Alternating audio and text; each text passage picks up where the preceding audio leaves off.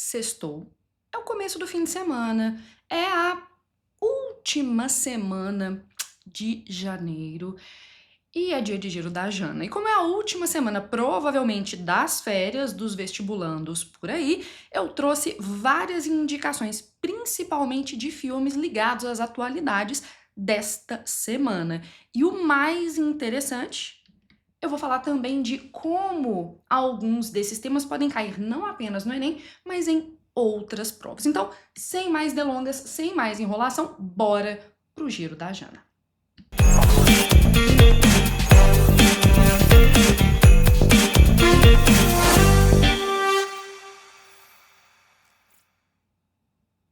Olá, meus queridos, sexta-feira, dia em que eu gravo este vídeo, que é, pra mim, o quadro favorito. Eu sei que vocês gostam de outras coisas também, eu sei que vocês gostam de correção de redação, eu sei que vocês gostam de dicas de repertório sociocultural, mas eu amo gravar o Giro da Jana porque vocês me forçam a me manter atualizada e, mais importante do que só ser atualizada, posicionada. Porque aqui a gente entrega conteúdo, posicionamento, repertório, coerência, coesão e também um esfumadinho nos olhos, né? Deixa aqui embaixo pra mim o seu comentário, o que você mais gosta neste canal, qual é o quadro que você mais gosta e, obviamente, se você quiser incluir o esfumadinho nos olhos, será muito bem-vindo. Bom, antes da gente começar a falar dos acontecimentos desta semana, eu gostaria de lembrar os senhores disto aqui. Deixa eu até dar uma melhorada, né? Aí, eu tava muito alta aqui no final das contas. Eu tô com matrículas abertas neste instante para os meus cursos e nós estamos nos últimos instantes para 15% de desconto em todos os cursos. É só apontar a sua câmera para esse QR Code ou salvar esse QR Code ou clicar no link que vai estar aqui embaixo junto com a descrição do vídeo. Mas bora lá conversar sobre o que a gente veio fazer aqui. Não teria como eu começar hoje sem mencionar isso aqui, ó. Ainda Estou Aqui recebe 3 indicações ao Oscar, né? Então a gente vai, obviamente, destacar. Deixa eu pôr aqui um laranjinha bem bonito. A gente vai, obviamente, destacar melhor filme internacional e talvez o que eu tô comemorando mais, gente, desculpa, mas eu tô comemorando muito melhor atriz pra Fernanda Torres. Por que eu tô comemorando tanto? Porque 25 anos atrás, a queridíssima, maravilhosa, dona da atuação no Brasil, Fernanda Montenegro, mãe da Fernanda Torres, como vocês sabem, estava indicada também ao Oscar de melhor atriz, e aí eu vou ser polêmica, perdeu para uma atuação ridícula de um filme horroroso. A Gwyneth Paltrow, por Shakespeare Apaixonado, ganhou naquele ano, e assim, o filme é péssimo e ela tá canastroníssima. E aí, neste ano, nós temos um outro filme para odiar, que é Emília Pérez, tá? Então, estamos aqui unidos contra Emília Pérez. Aguardo vocês aqui nos comentários me apoiando nisso. Aqui agora, sobre odiar Emília Pérez e toda a torcida pra Fernanda Torres e Ainda Estou Aqui, isso não está em discussão, ok? Voltando à notícia, o longa é uma adaptação do livro, né, Ainda Estou Aqui, do Marcelo Rubens Paiva, né, e conta a história da família na perspectiva da Eunice Paiva, né, Eunice Paiva, que era esposa de Rubens Paiva, que era deputado à época e que desapareceu, e depois ficamos sabendo que foi torturado e assassinado pela ditadura. E aí o nosso giro de hoje, ele é especialmente 100% cinematográfico. Então eu queria indicar para vocês o meu documentário favorito sobre a ditadura militar no Brasil. Especificamente, esse documentário tem como foco o que aconteceu do dia do golpe em diante, né? O golpe de 1964 e os 21 anos posteriores. A ditadura só acabou em 1985, que é o ano em que eu nasci. A propósito, 8 de fevereiro é a minha data de aniversário. Aguardo todos vocês me mandando parabéns. Então, eu indico muitíssimo o dia que durou 21 anos, e eu sei que o dia que durou 21 anos está completo no YouTube. Sempre que eu posso, eu passo esse documentário para os meus alunos, tá? Segunda notícia do dia. Não, eu vou apresentar um comentário sobre essa notícia aqui. As pessoas que estavam falando mal de o dia que, desculpa, que de Ainda Estou Aqui, porque era um filme partidário que falava mal da Revolução de 64, elas devem estar tirando suas cuecas e suas calcinhas pela cabeça neste instante, e eu acho isso lindo, né? Continuando agora a próxima notícia.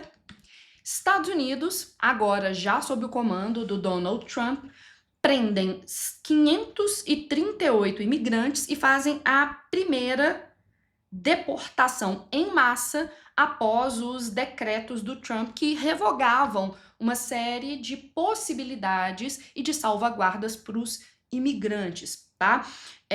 Na Casa Branca se pronunciou sobre isso, falou que era apenas uma pequena amostra das ações do governo Trump. A gente espera outras deportações em massa. Tem uma coisa meio esquisitinha aí, porque as deportações são processos que demoram muito. Como que esses processos rodaram tão rápido para essas pessoas serem deportadas? Eram pessoas que já estavam em processo de deportação e ele só, pá, carimbou o negócio? Ou algum processo foi atropelado? Para a gente refletir sobre essa questão, eu indicaria para vocês um filme que, por incrível que pareça, é meio que uma comédia, tá? Se chama Um Dia Sem Mexicanos, tá? O Um Dia Sem Mexicanos é um filme que fala sobre um mistério. Um dia, o estado da Califórnia acorda e todos os imigrantes mexicanos desapareceram. E aí o filme mostra o caos que se instaura ali devido à falta de mão de obra, devido, por exemplo, aos impactos culturais, aos impactos econômicos. Eu gosto muito desse filme porque mostra-se que a gente não consegue viver sem os migrantes.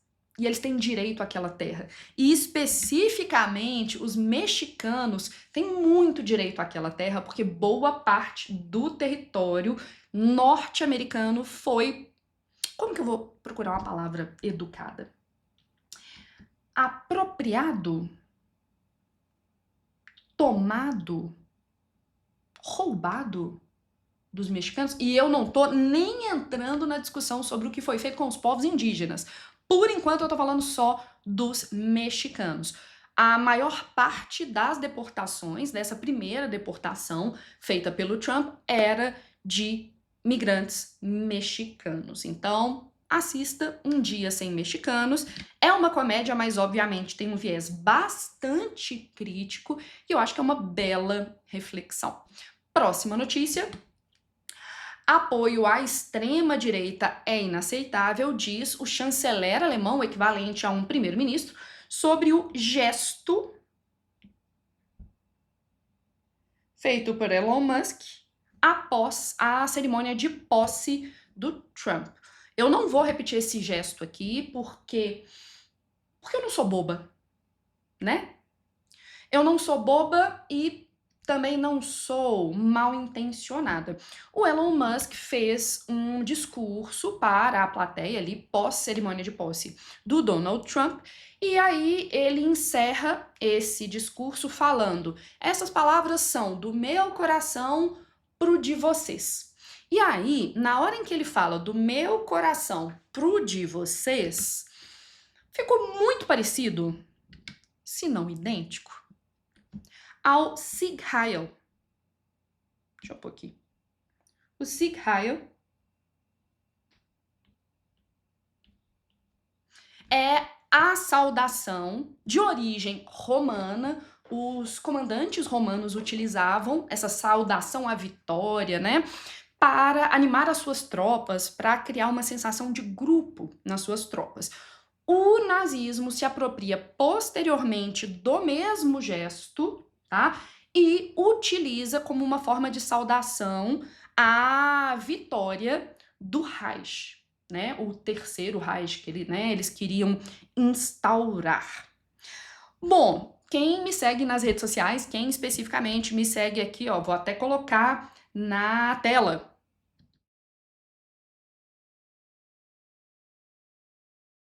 Deve ter visto um Reels meu que deu uma treta enorme, uma polêmica enorme, um BO enorme, porque eu falei da minha opinião. Eu acho que ele fez sim um gesto que remete ao gesto nazista, e eu acho que ele é bem informado demais para ter sido por acaso.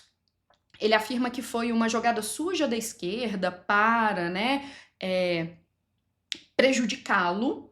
Algumas pessoas defenderam falando que ele está no espectro autista e que ele fez o gesto de uma maneira desajeitada. Mas assim, eu acho engraçado que essa galera só faz gesto desajeitado, símbolos desajeitados que remetem ao nazismo. Nunca é um gesto que remete ao namastê, nunca é um gesto que remete à paz e amor, né? É engraçado esse pessoal, não é mesmo? Bom, então ele fez esse gesto e eu gostaria de destacar, não que isso tenha nada a ver com a história, que o pai do Elon Musk ficou riquíssimo durante o apartheid na África do Sul. Ele era um dos grandes beneficiados pelo apartheid. O Elon Musk tem também avós que eram originalmente ligados ao movimento nazista, e eu vou sempre fazer a minha reflexão, que é: tem nariz de porco, tem orelha de porco, tem focinho de porco, tem pé de porco. Ou é um porco, ou é uma feijoada, que nada mais é do que um porco disfarçado, não é mesmo? Bom, então a gente tem essa discussão, e aí quando eu vi toda essa discussão, eu me lembrei de um filme, uma comédia. Gente, eu gosto muito do riso, da desconstrução cômica como maneira de criticar, questionar e provocar.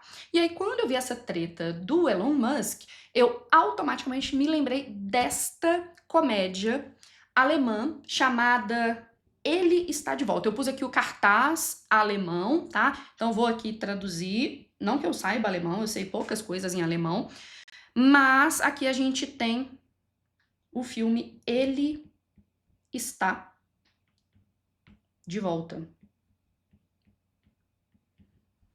que fala de um homem muito parecido com Hitler, que tem ideias muito parecidas com Hitler e que volta, né, ao mundo na contemporaneidade. O filme é de 2015, se não me engano, e a grande discussão é: se o Hitler voltasse, a gente cairia na dele novamente? Não sei. Eu só sei que feijoada é um prato que se serve muito, parece, na contemporaneidade, não é mesmo? É óbvio que eu quero ouvir vocês. Deixa aqui embaixo seu comentário, né? Não custa você me dar uma ideia.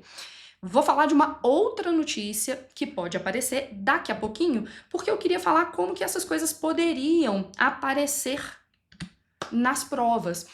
Por exemplo, a questão do Ainda Estou Aqui, receber 3 indicações ao Oscar, de certa maneira, já teve, né, no Enem a discussão sobre desafios, a democratização do acesso ao cinema no Brasil.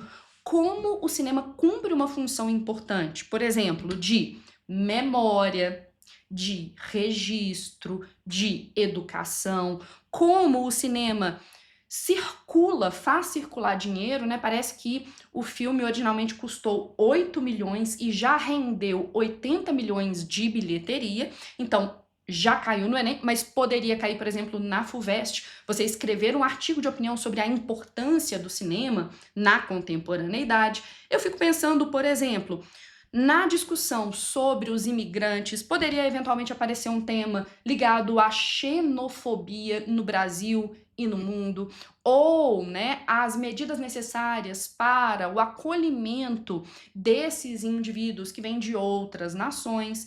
Quando a gente pensa, por exemplo, na questão do apoio à extrema-direita, eu pensaria na questão da banalização, na normalização dos discursos de ódio, dos símbolos de ódio na contemporaneidade, porque eu vi gente supostamente defendendo o Elon Musk falando assim, mas ele é um cara muito engraçadinho, ele tá fazendo só uma piada, era só uma provocação. E aí eu pergunto pra vocês, é de bom tom? Não é de bom tom, não é mesmo? Indo para a próxima notícia, que já até apareceu de certa maneira no Enem. O Enem já teve como tema a questão da pobreza extrema, da insegurança alimentar, e o presidente Lula convocou uma reunião para ouvir propostas para segurar o preço dos alimentos no Brasil, tá?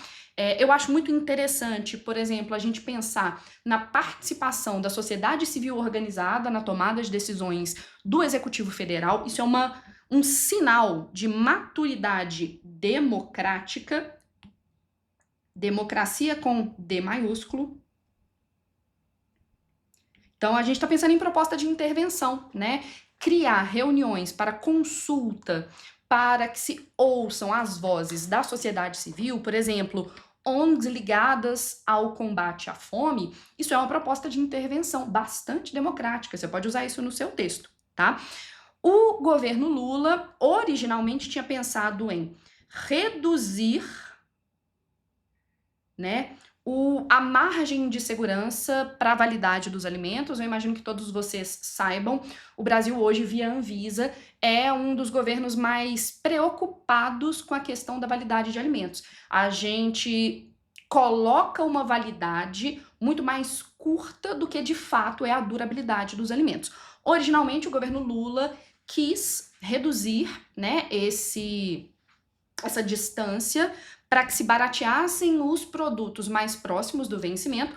Houve repercussão pública e o governo Lula, na minha opinião, de maneira bastante acertada, voltou atrás na decisão, tá? Mas ele está propondo, por exemplo, a regulamentação de vale refeição e vale alimentação, além de diversificação da produção agrícola. O governo Lula parece que vai apostar na agricultura familiar, que é hoje, contrariando o discurso do agro, a grande responsável pela alimentação do brasileiro médio. O agro no Brasil, os grandes produtores rurais, o agronegócio, está majoritariamente voltada para a exportação de commodity. Quem alimenta de fato o brasileiro é o pequeno produtor rural, é a agricultura familiar, tá? Não é o que tem milhares de hectares, não. Beleza, sobre essa questão da fome, eu trago para vocês um documentário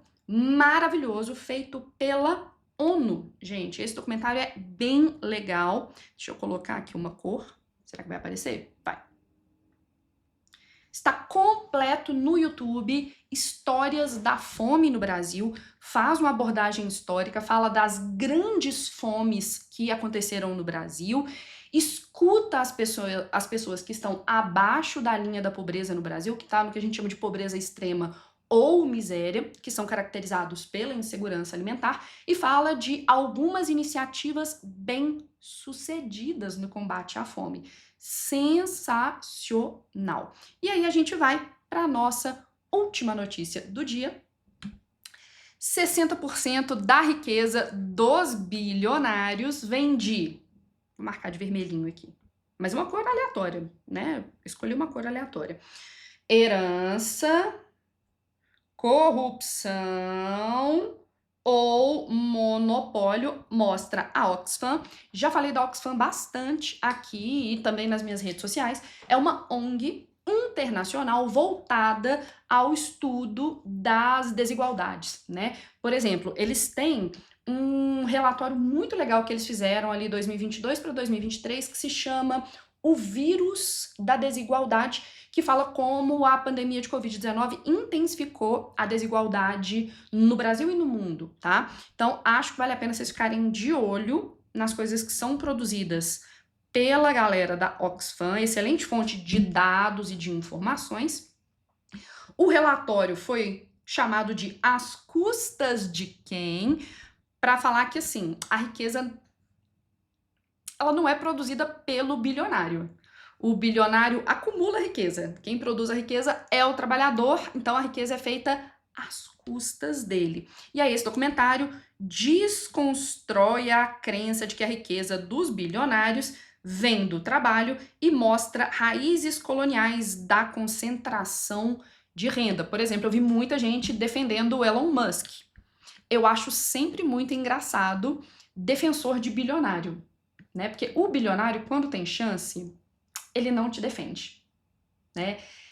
Mas tudo bem. E aí, quando eu vi esta notícia, eu lembrei de um livro que eu vou assumir para vocês.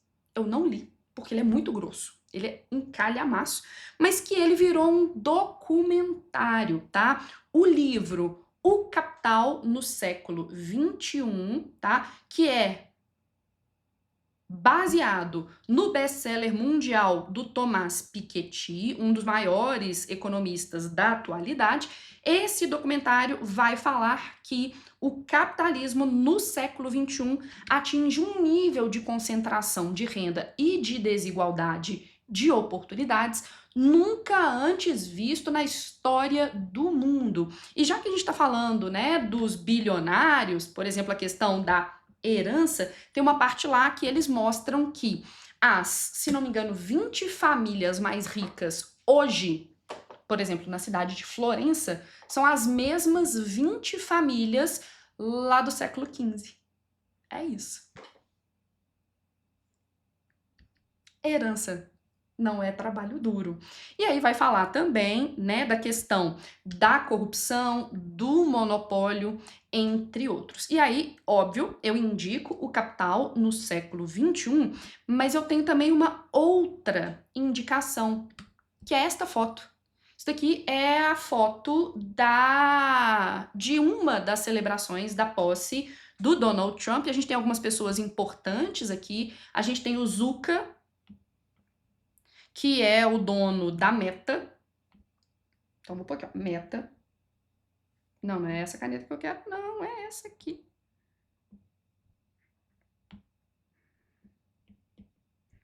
A gente tem o Jeff Bezos, que é o cara da Amazon. A gente tem, eu não lembro o nome desse cara, toda vez eu esqueço o nome desse cara. Ele é hoje o CEO da Google.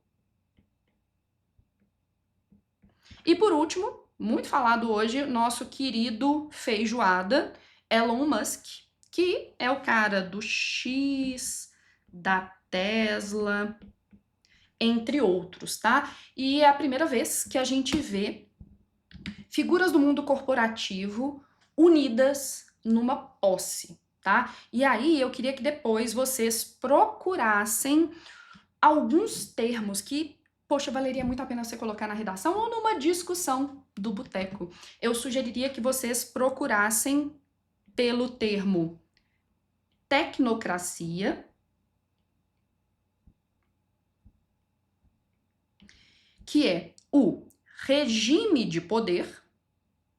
Então, deixa eu até fazer a parte etimológica.